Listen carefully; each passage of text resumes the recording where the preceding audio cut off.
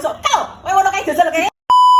Lho Cah, Mak Nur bumbuni basreng iki lho bumbune bumbu asli, original iki lho buatan sendiri, khas buatan dhewe delok. Walah, bumbune wis dadi, kayak dicarupi no basrenge, Mak. Yo, bar basrenge engko terus sari disarupi.